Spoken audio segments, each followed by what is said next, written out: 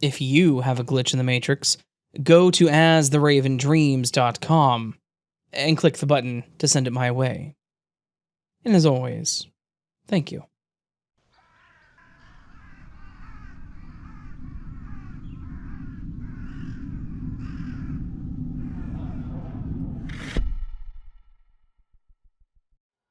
During the summer of, I think, 2019, me and my friend had gone out one night to get some dinner and a drink. We stopped off at this diner bar. We sit down to eat, and we both immediately take notice of the odd vibe or energy we feel in the place. We both agree that it feels off here. As we sit and begin ordering/eating, we start to notice the weird conversations going on around us. I don't even think you can call them conversations, because everything we overheard did not make any sense at all. It was like everyone was just saying random words put together, and the other person would reply in the same way. That really made us start to feel like there was something really off about this place. We then noticed, to the left of us, a group of guys standing at the very end of the bar. The design of the bar was that the left side they were standing on did not go all the way around and had no way out. So you would have to walk back past us to leave or to get to the other side of the bar. So we take notice of these men on the other side of the bar, and they too are talking in weird ways, not making any sense, and just generally acting odd. My friend and I try to ignore and wait for them to walk past so that we can hear better what they were talking about. In the next few minutes, we look up again to see if they were walking back yet, and they were completely gone. Not anywhere in the whole place, and no one had walked past us. Feeling very weirded out, we leave after one drink and some appetizers and start to head back home. We discuss the environment in there once we are in the car, and both agree that it all was very weird. We get back to her house, and I luckily find a front parking spot. I back into the spot, and my friend makes fun of me asking why I always have to back in. I reply that at least we got a front spot. There are about 4 rows of parking in this lot, and we both also took note of the brick wall behind my car, as I had backed up pretty close to it. We were walking between the wall and the car to go inside. The next morning is when it all got really, really weird. We get up and get ready for the day. Once we're ready, we leave the apartment and go to the parking lot. We both automatically start walking to the front spot that I had parked in last night. My car was not there. It wasn't anywhere in the front row. We start freaking out a little, thinking maybe it got towed. I hit my alarm button and my alarm starts going off on my car across the parking lot. My car was parked in the 4th and last row of cars, backed in perfectly.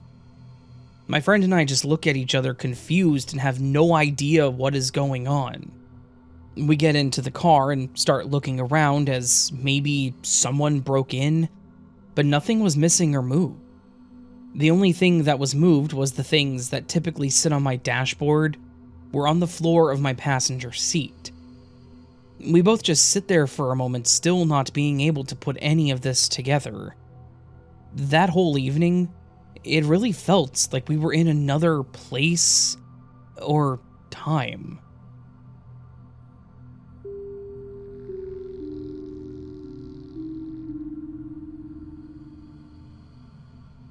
Hi, Raven and fellow listeners. I'm new here to the podcast and to the subreddit. I discovered this podcast about 2 months ago, thanks to the Spotify algorithm, when it began playing after one of my regular listens ended. Shoutouts to the Spotify algorithm for that one. It was the Glitch in the Matrix episode 74 that drove me to share my story. The story in that episode was the one of the person whose friend's mother died, and it turned out that she was in fact alive and well. I listened to it more than twice because it closely resembled my glitch, and, well, it's been about 10 years since, and it haunts me. I realized that the story might need a trigger warning about dead pets.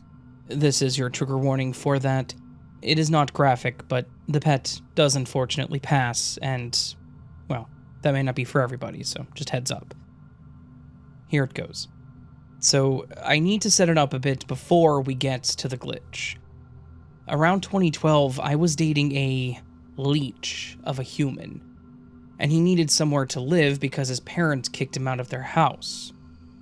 My parents let him stay with us for a few months, but this guy was a POS, and my parents asked him to leave after about 3 months.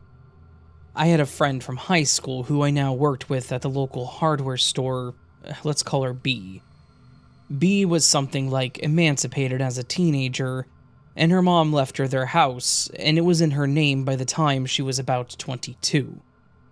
She would rent out the unoccupied rooms to our friends that needed a stepping stone place, since it was only 3 years after graduating.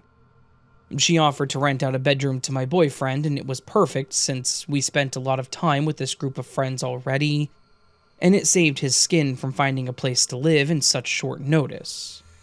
So, he gets settled in and is living at B's house with her and her boyfriend. We'll call him M.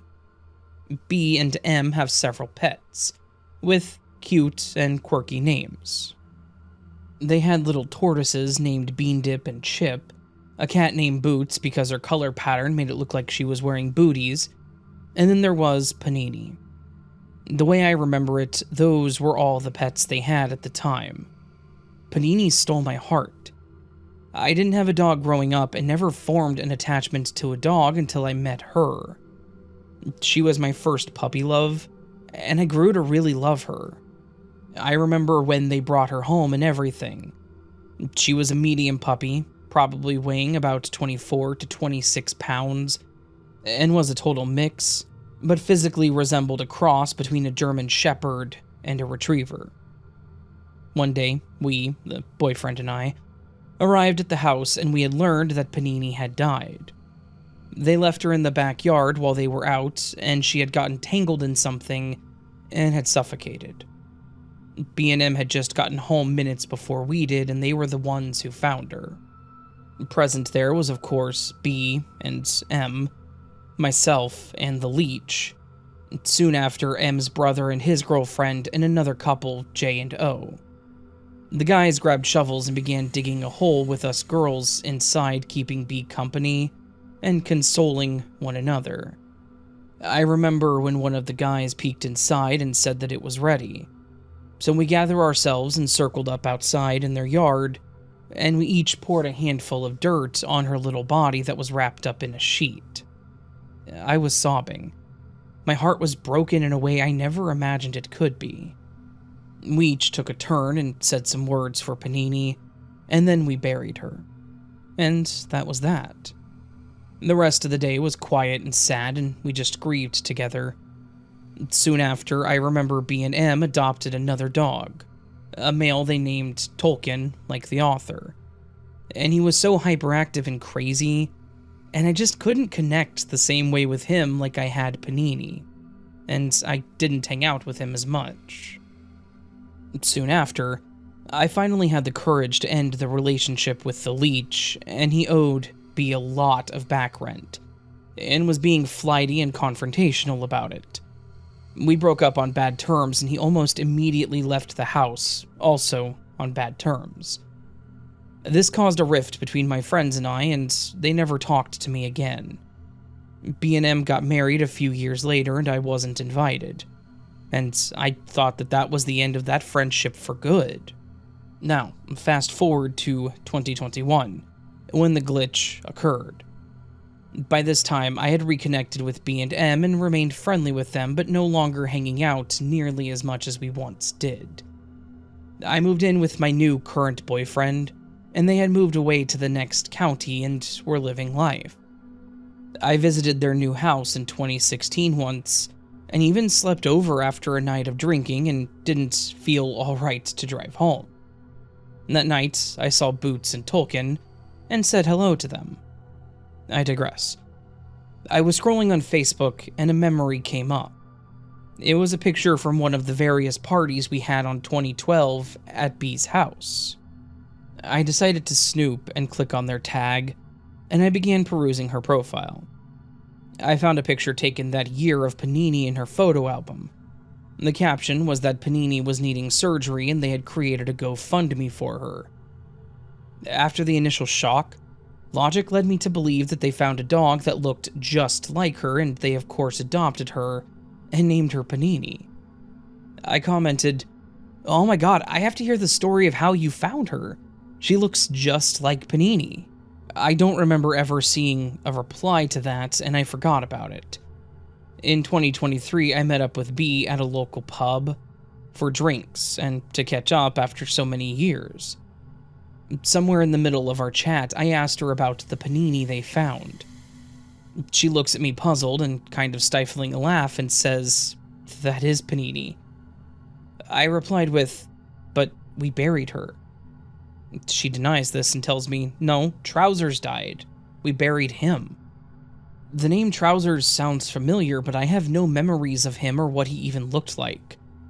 After some back and forth on this, I retreated and I said, "Oh, I must just be remembering wrong." I was baffled. I was not misremembering. I grieved that dog and I could never forget or confuse that. But to this day, she will claim that that's how it went. Unfortunately, we had another falling out and I have no contact with B and M anymore. And short of unblocking and contacting the leech and asking him what he remembers 12 years later, I have to live with this confusion. Furthermore, that comment I made on Facebook is gone now. All other comments are there, but the one where I said, "Oh my god, I have to know the story," is gone. Even when I filter the 9 comments to show all, not just the relevant ones, my comment does not appear. Did I jump timelines to one where Panini lived and Trousers died? Why can I not remember anything about Trousers? The name only rings a bell, but I have no memories tied to it. I think about this maybe way too much. It's definitely the weirdest thing that has happened to me, and I cannot explain it. You don't forget your first puppy love and grieving it. I cried for days, and I remember when they got a commemorative rock with her picture, name, and date of death to put on her grave. This is something that truly perturbs me. I'm open to questions and thoughts, and I'd be glad to hear about it if something like this has happened to you. Thank you.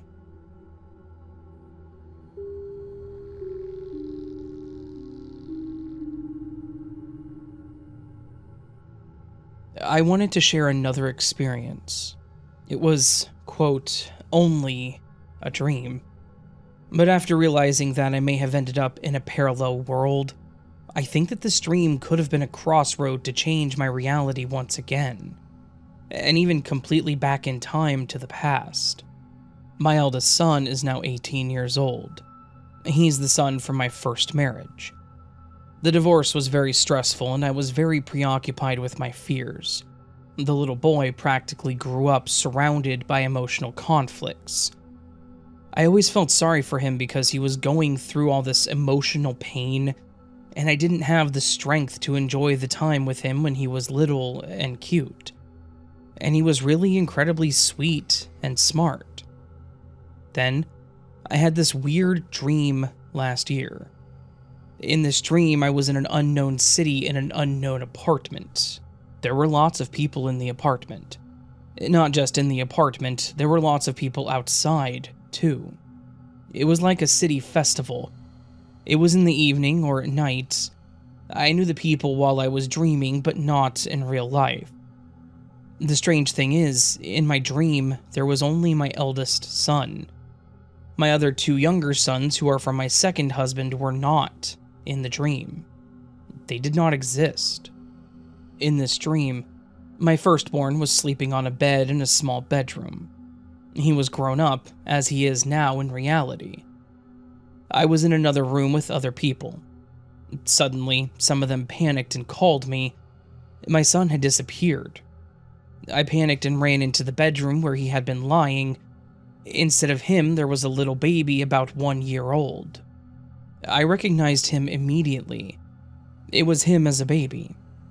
I was full of joy and I lay down next to him. I hugged and cuddled him full of love. I thought, oh my god, he's so incredibly cute. Then, a voice spoke to me. It asked me if I wanted to start again with him. I had to decide whether I wanted him to grow up with me again, or whether it should stay the same. I thought about it, and I thought, oh my god, all this stress again? And then I answered and said, no, it should stay as it is. Suddenly, everything blurred, and when it became clear again, there, on the bed, was my son as an adult. Then I woke up in reality.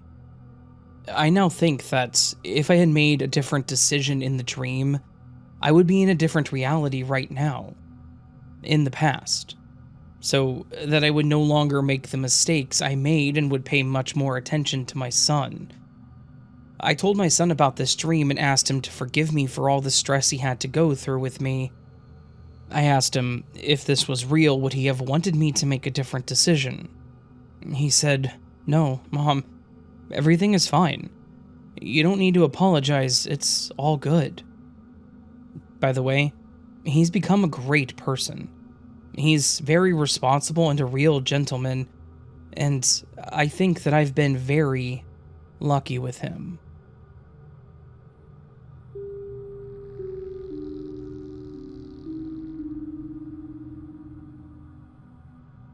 Hello.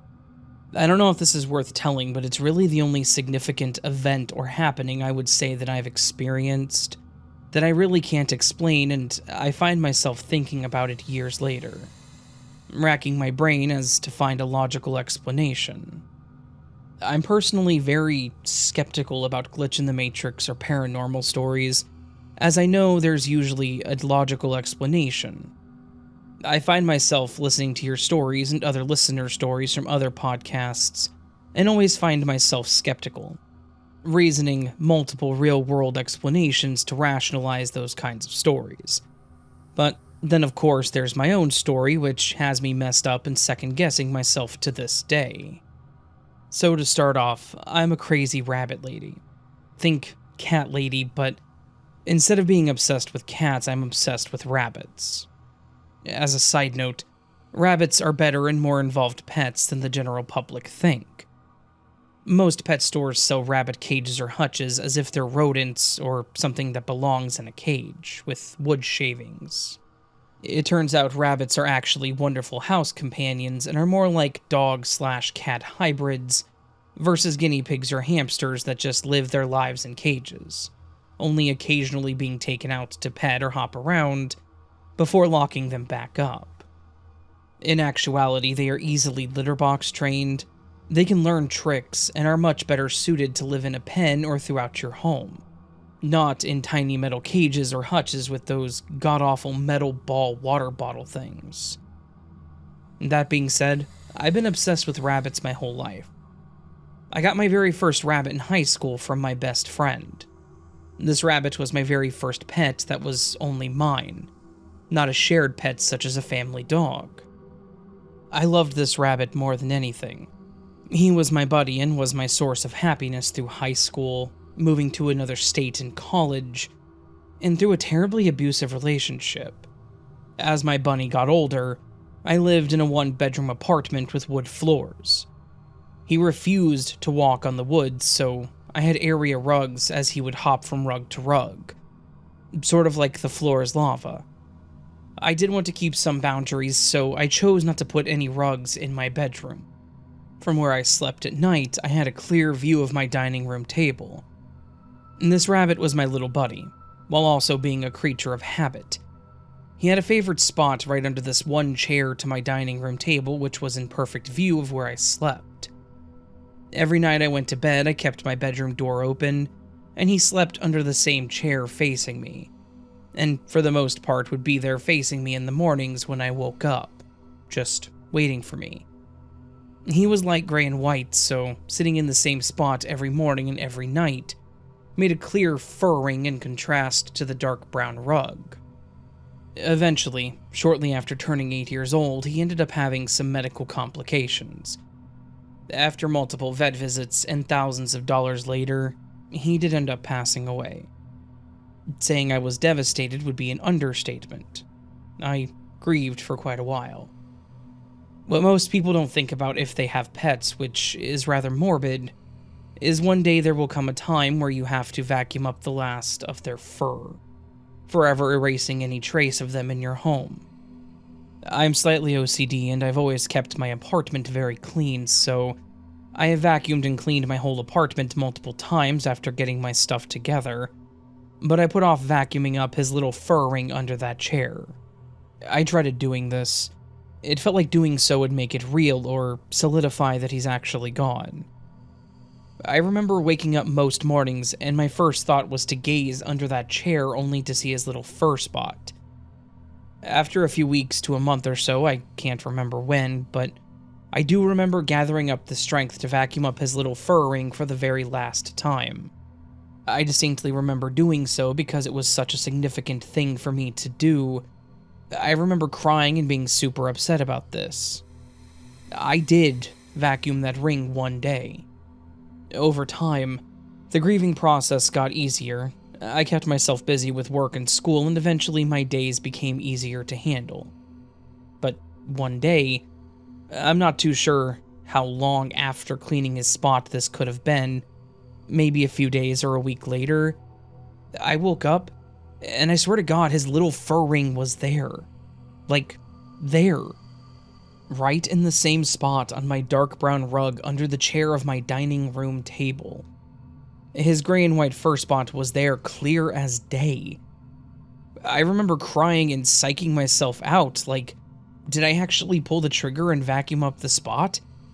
I distinctly remember doing this because it was so significant to me, and I was really upset about it. Even thinking I made a mistake and should have just kept it there. Could I have possibly been so upset and messed up that I had dreamed or daydreamed doing this? There's no way leftover dust bunnies or fur balls could have rolled onto the carpet or something because it was literally a packed fur circle in his usual spot. That freaked me out so bad that I never told anyone about it, thinking my family or friends would think I'm crazy. Even more crazy for being so grief-stricken about a pet rabbit. But anyways, I did eventually end up cleaning his little fur spot again. I've eventually moved on, rescued, and lost more rabbits over the years. I'm in a new apartment with new bunnies, married, and happy. But I will never share a bond with another bunny again like I had with my first. I don't know if this is paranormal or a glitch in the Matrix. Or maybe I was just so upset that I dreamt I had done it because I was dreading having to do it so much. But in reality, I actually hadn't. I swear I cleaned that spot up for the last time, now twice. Anyways, thanks for taking the time to read my weird story, and take care. And if you have any fur babies, be sure to show them some extra love. You never know how long you have with them.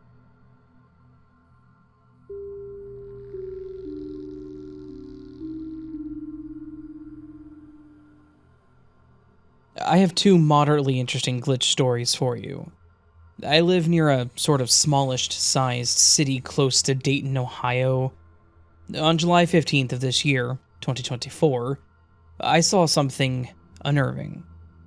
I have experienced some odd things in the past and maybe wrote them off as me just imagining things, and my previous experiences were long before I was aware of the theory of living in a simulation or matrix.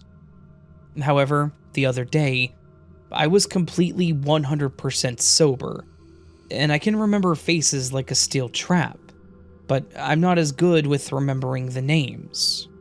I probably would have been an excellent CIA agent if I worked on correlation of names with faces. I live in a town of 60,000 plus people, and I see some of the same ones all the time, and I recognize them even though I don't know them. I was traveling from South Limestone to North Limestone for a morning doctor visit. Nothing serious or unusual. It's a 35 mile per hour road that goes all the way from the south end to the north end of town. It's a several mile long street. It's one of the longest main roads that cuts through the middle of the city. In South Limestone, I see a black male about 6 foot, wearing stone-washed blue jeans, a grass-green polo shirt with a beige V in the front that has some sort of pattern.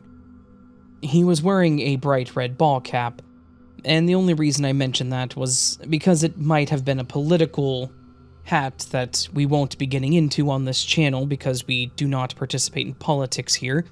But the point with this was that he didn't quite fit the common demographic of the people that would be in that political affiliation.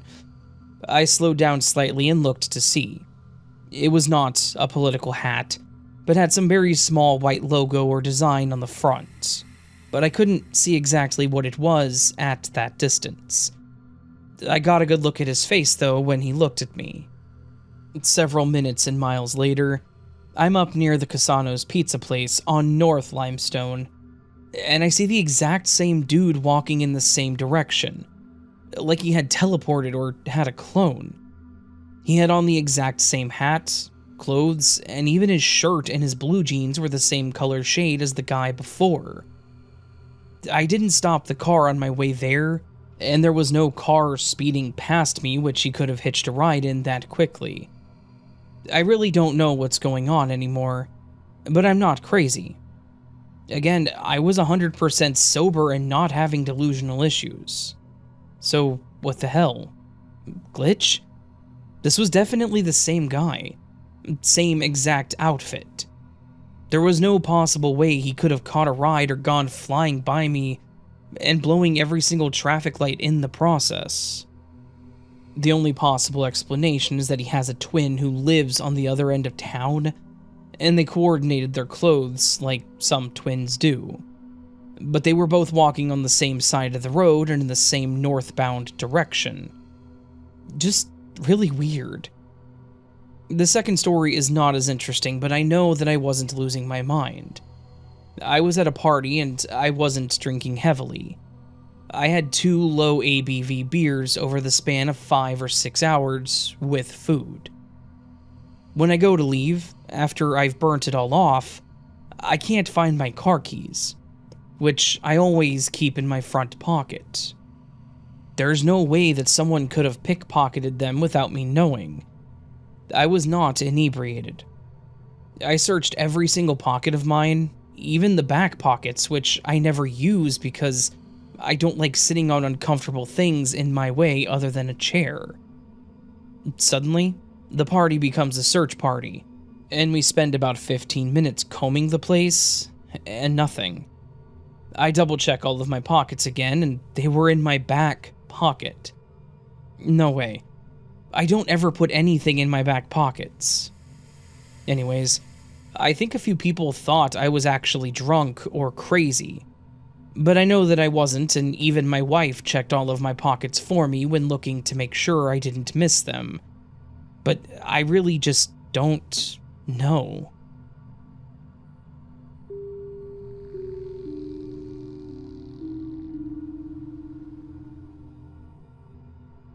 Hi, Raven. This is less of a story and more of a supposition. A thought experiment, if you will, for your readers.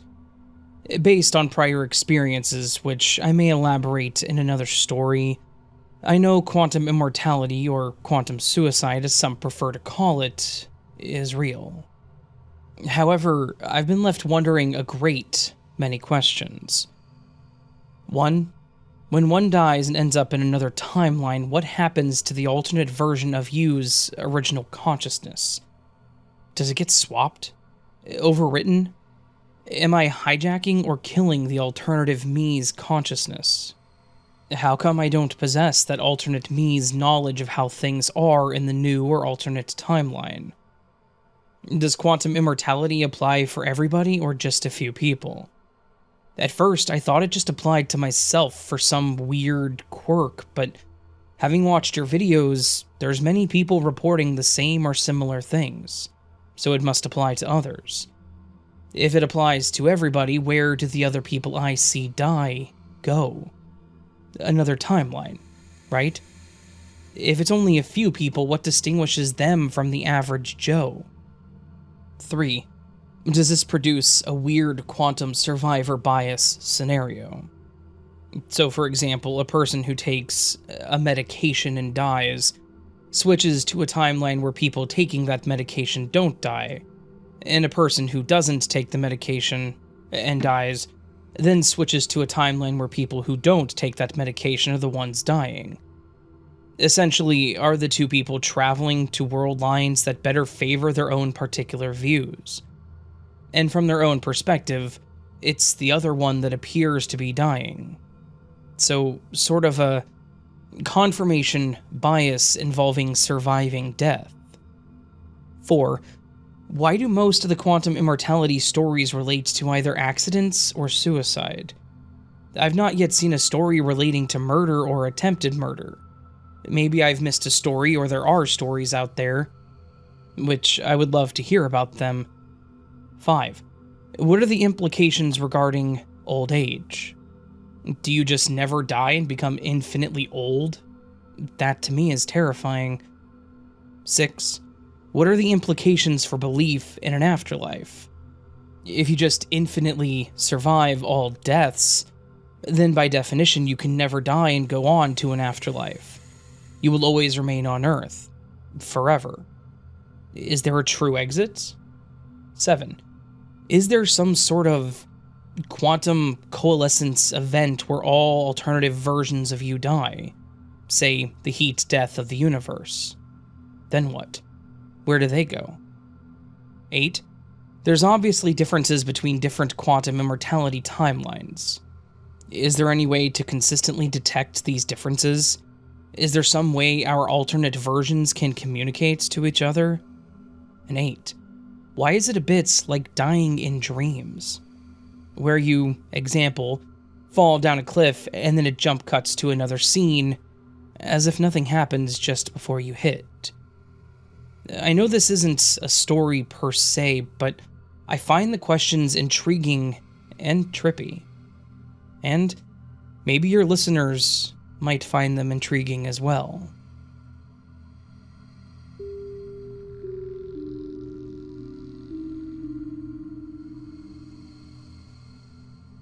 I have experienced a few glitches in the past couple of years, but this one really bugs me. It happened a little over a year ago. I live in an apartment complex, and there's a couple around my age that lives a couple buildings over. I know them well enough to talk for a minute or two if we run into each other, but not much more than that. We are friends on Facebook, and I saw the wife post that their son had died. He was in his late 20s and I had never met or seen him, so I had no real connection. But I expressed my condolences. A few days later, she posted his obituary, which included a picture, funeral times, the norm. This was the only time I had ever seen their son. A few weeks later, I went out to a karaoke bar with a few friends, and I saw that the couple was there. I approached to say hello, but chose not to mention their son. They seemed to be in good spirits, and I thought, why bring something like that up? After a little while, in through the door walked their son. My friends immediately asked what was wrong as they could see the look on my face. I told them the story. The couple called me over and introduced me, stating, "Oh, this is our son," with the same name as the man in the obituary. I had thought that initially maybe they had another son, though they'd only ever mentioned the one in person or online.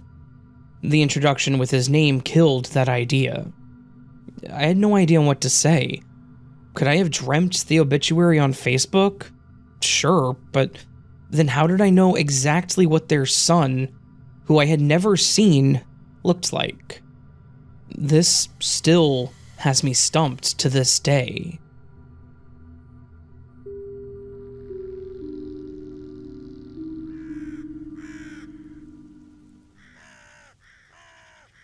So that, my friends, was this week's collection of bizarre, interesting, weird, and awkward stories known as the Glitch in the Matrix collection. A collection of stories that are all the things that I said before. I'm not going to say them again. Haha. Hopefully you all enjoyed this collection of strange stories. I did definitely some odd stuff. Though, interesting that there were 2 stories this week that involved losing pets. So, obviously sorry for your guys' loss on those. But those were definitely some bizarre stories. Yeah, just overall, just all around good stuff, so...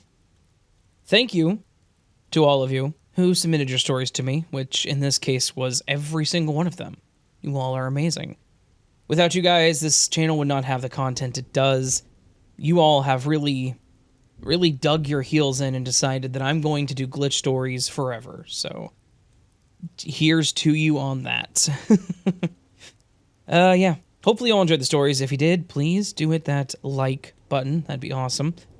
If you're new to the channel and liked what you heard, consider subscribing. That would also be pretty awesome of you. You can join Patreon or memberships to get early access to content like this and other things, depending on how you want to, if you want to sign up, obviously. Depending on how you sign up is what changes what you get. Yeah. You can also do super thanks, which is a tip to the channel. Never expected, always appreciated. You can also listen to other platforms such as Spotify, Audible, Amazon Music, Apple Podcasts, Google Podcasts, which doesn't exist anymore. So, yeah, is what it is. The other thing we do on glitch videos is what is known as the word of the week. Last week, the word of the week was fallacy. That's right. I could have lied to you and told you it was a different word, and then it would have been a fallacy, and that would have been funny, but I didn't. So on the screen right now is a collection of all the people who left me comments with last week's word of the week. If you look on the screen right now, you'll see the comments. Hopefully, I got them all. I sometimes miss some of you. I am sorry. Please do remember that it is just me doing all this. I do all of it. So, I'm only human, I think. Last I checked. Last I checked, I was human. Though I haven't had a blood test in a few weeks. Few weeks? Really, Raven? Few months. Could have changed, I guess. Probably didn't, but it could have. Who knows? Yeah. Thank you to every one of you who submitted a comment with last week's word of the week. You all are amazing, and the reason I keep doing this silly thing I do to get you all to comment, and we have these conversations and so forth. You're the reason. Yeah. Moving on, this week's word of the week. The word of the week this week is observe, which means to conform one's actions or practice to something such as a law, right, or condition. Means to inspect or take note of as an augury, omen, or presage. To celebrate or solemnize in a customary or accepted way. To watch carefully, especially with attention or details for behavior for the purpose of arriving at a judgment. Observe. To observe something. Yeah. Use the word observe next week. Get your stuff screenshotted. So, all that said, friends, I hope you're having a beautiful day. Hope you have a gorgeous week. Hope I see you again here very soon. But until then, remember that you are loved, that you are valid, that you are important. You're the best you that you can be. Do not forget it and don't let anyone tell you otherwise. And until next time, my friends, much love and sleep well.